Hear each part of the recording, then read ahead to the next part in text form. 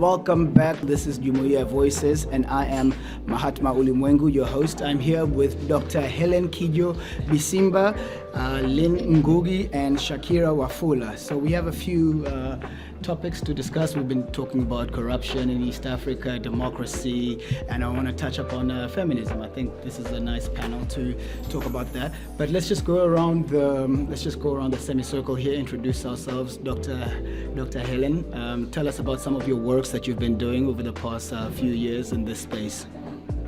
Okay, thank you. My name is Hellen Kijo Bisimba. I am retired now, but not tired because I've got a lot of things I'm doing. But I used to work with the Legal and Human Rights Center as the executive director, and most of our work was mainly advocating for human rights, laws, practices, but also following up human rights abuse and gender-based violence and all that. And also we used to work with the parliament to ensure that we get good laws, also with the strategic litigation for people who have got legal problems. And also we've been nurturing young activists, but also paralegals. We made a lot of, we decided to train paralegals throughout the country. I think in almost all the regions in the country, we've trained paralegals who helps people at the local level when they've got legal problems. Yeah. Okay. My name is Lynn Ngugi from Kenya. I work at the Pan-African space, and we offer support to political prisoners around the region, advocate for democracy, and work with people who are incarcerated and people who and push back.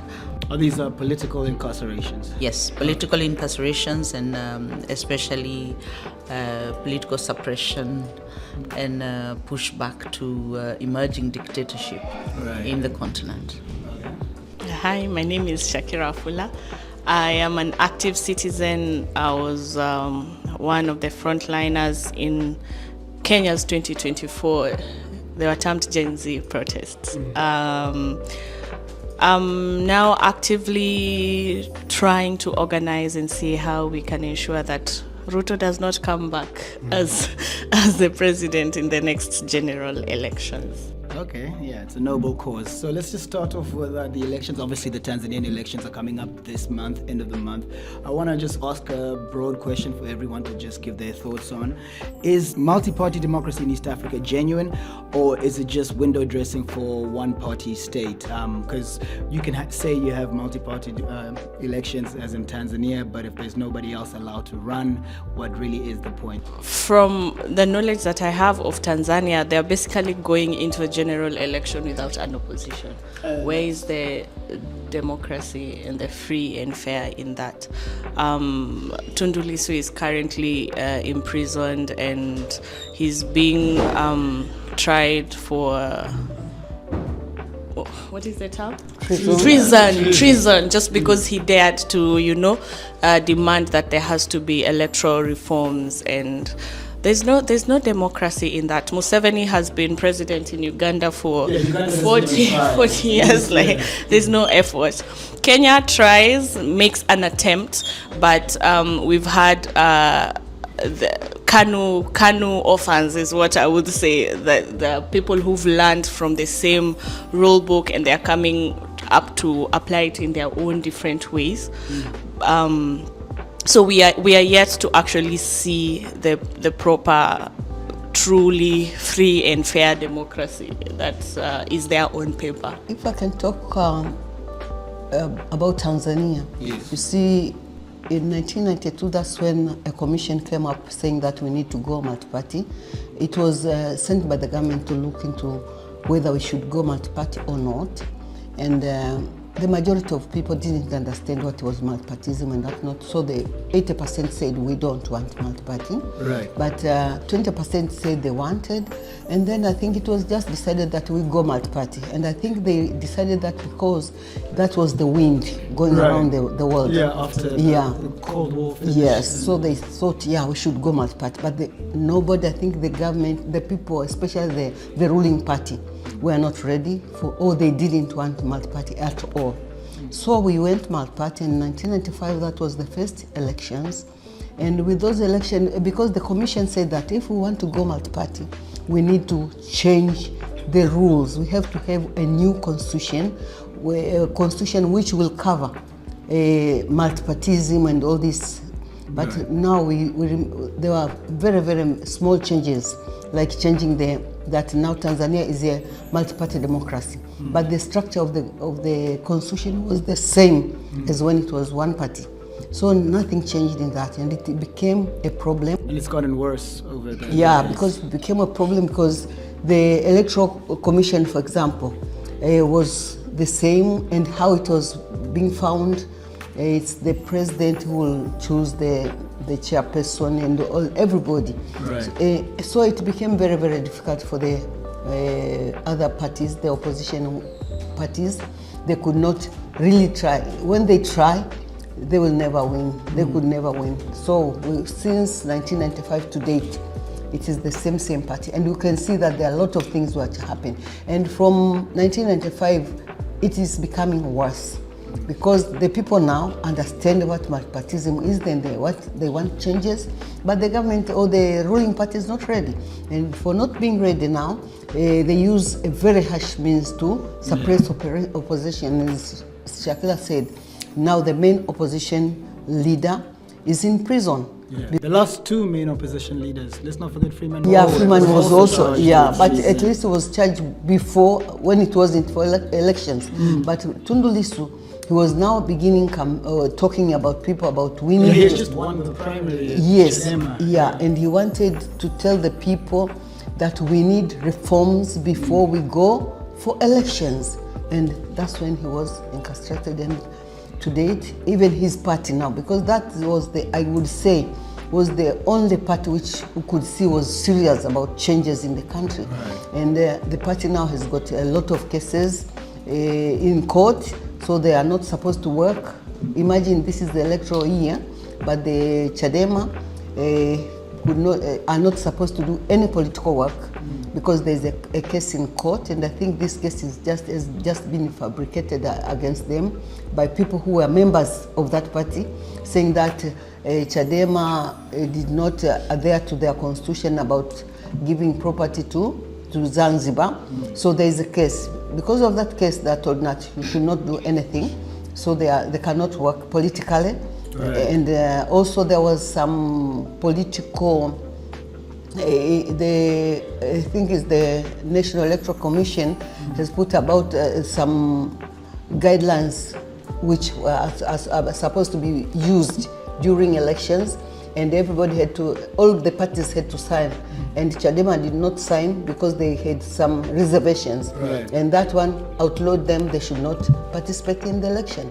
So we have about 17 parties going for election, but most of them are not really opposition parties. Yeah, and the ones that are, they're very minor parties. Yeah, Insignificant.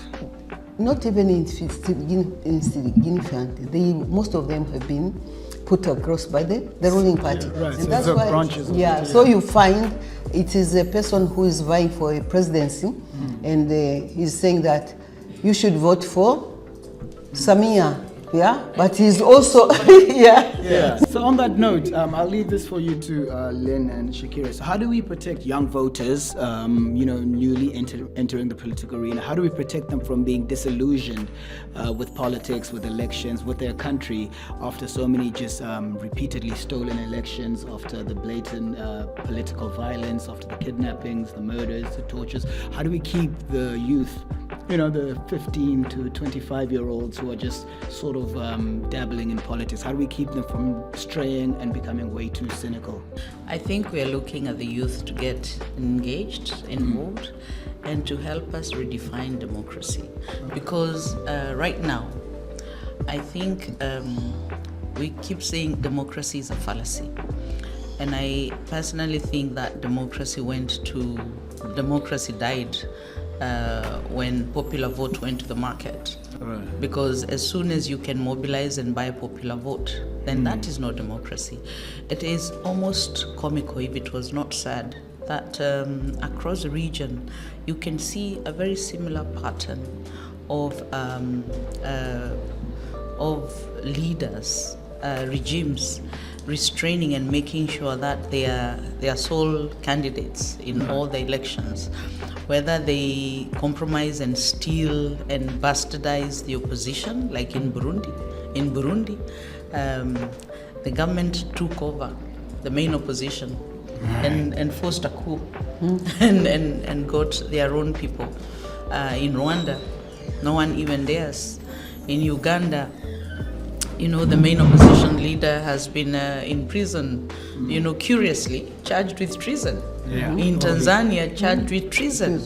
Further afield, in Comoros, the president whose mandate is coming to an end, has shared the government between his family, his son, his daughters, and so on and so forth. In Benin, further afield in West Africa, Rekia Madugu is in prison simply for daring to challenge the president in the elections. So we are waiting, and I think it is time for the young people to redefine democracy.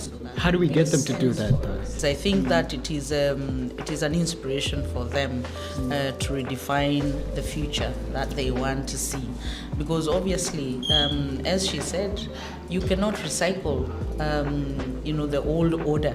Right. So they need to come together, and they need to collaborate with progressive elders, so that they can be counseled and guided, so that they are able to redefine and from now on take over and say, this is the kind of future that we dream of, this is a continent that everyone says is rising, we need to rise with it. Okay. So Shakira, I think she pretty much covered that. So I want to ask you, what would it take for, this is the last one on this subject, and we'll get more into the feminism issue. What would it take for an African country to hold valid elections where their incumbent willingly concedes defeat?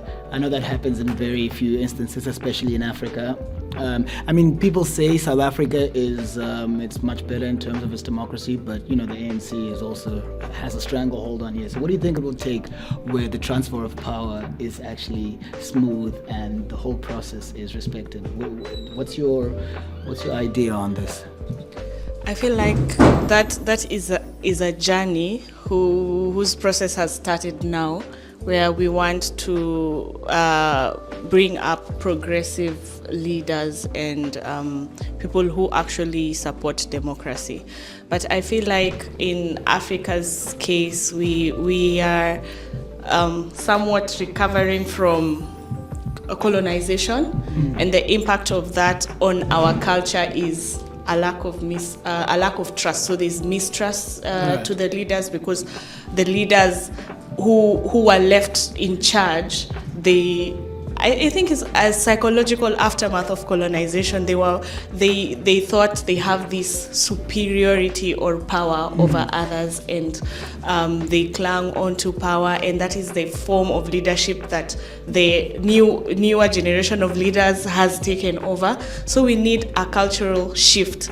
We need to define our values as Africans when it comes to leadership, when it comes to progression. And if we look at that aspect, we might find that democracy, the way it was left for us, might not necessarily be impactful in the African context, but it needs to be more intentional, and we are yet to get there as a community. I feel like we suffer a lot of things. If the first thing is I can't put food on my table, I can't get proper education, proper healthcare, you don't have the luxury to think to that philosophical questions.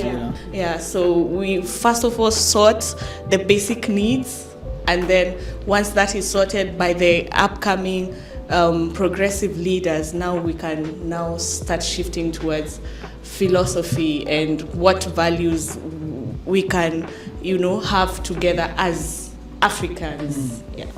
Okay, so we'll start right there with you, and I'll just use this question for everyone. You guys can jump in. I want to talk about feminism. However, whatever your idea of it is, when that word comes out. So, what do you think, if any, the role feminism has to play in African politics? And if it does have a role to play, how would you define it within the African context? I think I'll let Lynn start. Whenever I have to debate feminism, and I like to pretend to see equality and be lens to see everyone in the same light, working towards a common goal rather than see the difference. So it's an interesting question, but I think it is time that you need all hands on deck. I think what should define how you come into the roles should be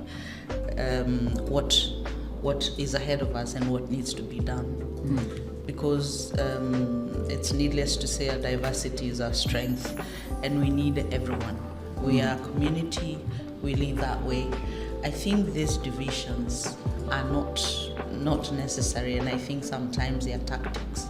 Right, to divide. To divide negatively.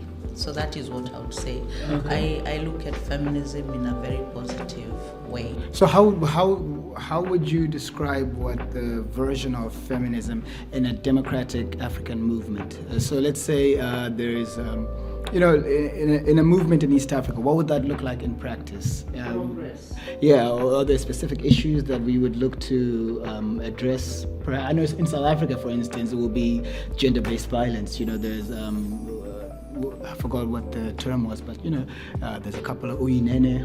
There was a lady that was brutally murdered where she was going to the post office when I was still studying here. So there's a lot of violence against women here. So that's a major cause. That's a pillar of feminism within South Africa. What do you think East Africans can latch on to? I think it's a solidarity, but I think I would work towards working with the community, because we have good values where we are based on very, very good Ubuntu values, where we took care of everyone. We did not see gender. I think mostly it's just violence and criminal activity. But we would be in solidarity in support of women and girls, and look at ways to prevent, ways to address these things, and offer every support that is required, whether it's legal, comprehensive support, whether it's the after counseling and so on and so forth. But mostly I think that all efforts should be towards prevention. Okay. Yeah, the issue of equality of people as human beings, looking at people as human beings. Because when we're talking about feminism, people think it's about women. Right. But it's not about, we are not talking about women, we're talking about people being women or men, being looked into as human beings. And then if they're human beings, how are we treating them? For example, on issues of leadership, on issues of economy, on all the issues we are looking into. How does, for example, if you are employed, how are we treated as women and as men? Because, for example, when we are talking about gender-based violence, at workplace, for example, a person becomes a barmaid. She's working, but somebody will just look at her as if it is the property, can do anything to her, which is not appropriate, because she has gone to that work because she wants to work, she wants to earn something, and somebody will just look at her as a chattel. She can come and just touch her as he wishes, or even in other employment. So what I'm talking about is that we need to look at people as human beings. If you go to the community, there are very, very good values. But now I don't know what has happened to some of them, where you look into, for example, issues of inheritance.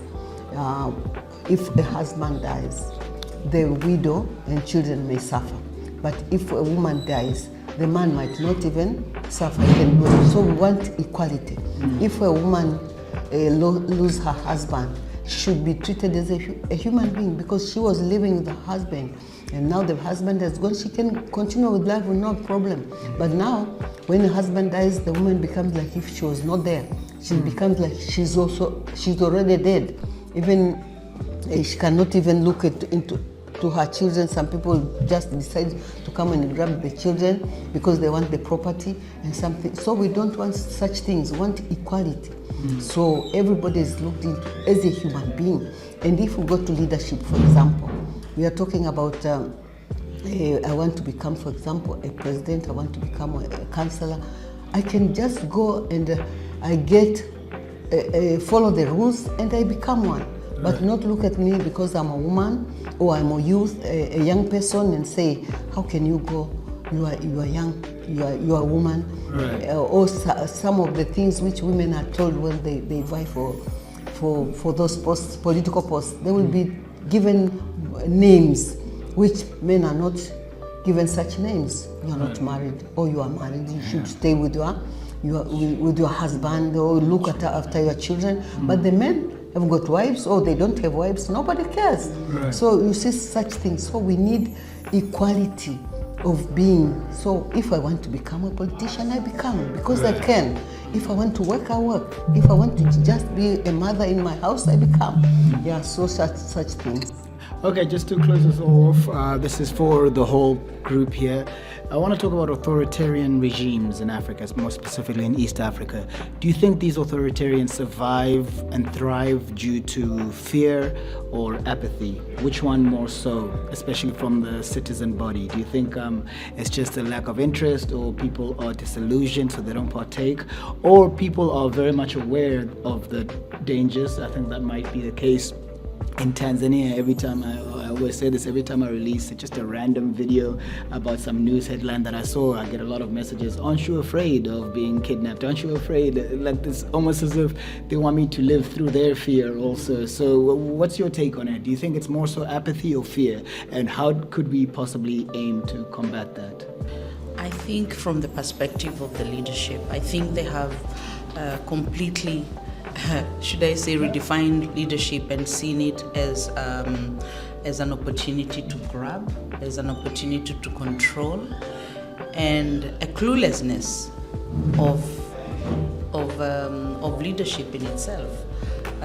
So they come to form solidarity, to pillage, to waste, to destroy, and they have heightened the stakes of leadership so high, so that they then spend time protecting themselves. Right. So I think if they would be leaders instead of dealers, they would have less stakes, and they would have so it becomes existential for them. Exactly. Yeah. It becomes existential. And I think they are fearful because what they do is they know is not right. What about the citizen population? Do you think the citizen let's focus on East Africa, Tanzania, Uganda, Kenya. Do you think the citizens are primarily afraid or just not interested? I think it is a lot. First of all, when you subject your citizens to everyday survival, you're asking for too much trouble. Yeah, they're too weak. So first of all, they are too weak, they are too hungry, they are too helpless, they are too engaged and preoccupied in just surviving. Yeah, it's like in Tanzania, if you come on a pambana with Mwendo Kasi, hanging on to the edge of the thing for 4 hours or whatever in your transit. You're actually literally exhausted, because you're struggling you're dying to live. So we have very poor options, for instance, for people. So there's apathy. Anyone that has tried to change that system, they face a lot of trouble, persecution, kidnappings, as you know, beating, torture, arrest, disappearances, and that instills fear. And when that instills fear, there are less and less people who are willing to come out. So there's a mix of apathy, there's a mixture of fatigue, there's a mixture of hopelessness. And that's what I wanted to say, that there is a section of the society or community which is mainly fearful, And there are those who just think nothing is going to change. Why should I? Why should I worry? What difference am I going to make? Yeah, so they just live with it. But others are so fearful. As you say, when you begin to say anything, sometimes a simple statement, and people just call you, please, we want you. Aren't you afraid? So people are fearful, they are fearful even before this big abduction or whatnot. And I think there is also this, what can I say, the mentality of chiefdoms is in our communities. That a person who is a leader or I don't know if we should call them leaders, is above you, you cannot question them. And I think that is a chiefdom mentality, which is still with the people. How can you answer, like people are asking me, how can you just tell the president we want? You should tell them, please, president, what? Naomba tunaomba. I was once told that I'm not a Tanzanian, because how can a Tanzanian ask the president, say to the president, ninataka, instead of saying tunaomba? Yeah, maybe you're coming from somewhere, Burundi or Rwanda, you're not a Tanzanian. So there are these people who are fearful, but the others just decided, no, it is enough, I should look into my life. All right, Shakira? As actually, I agree with what my seniors have said.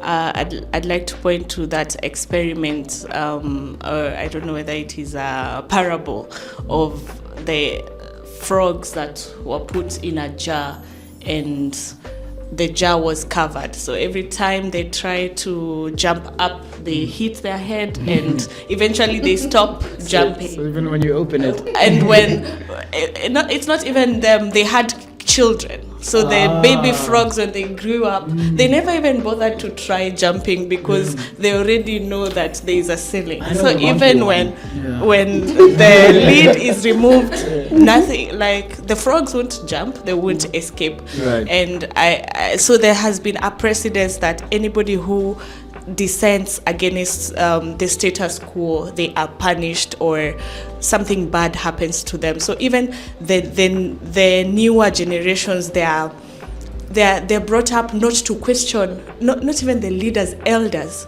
Even for example in the family setup, it's only now the Gen Z and the Gen Alpha who actually have the courage to, if you're told something by your parent, you question why, giving a response. That was not possible in the previous generations.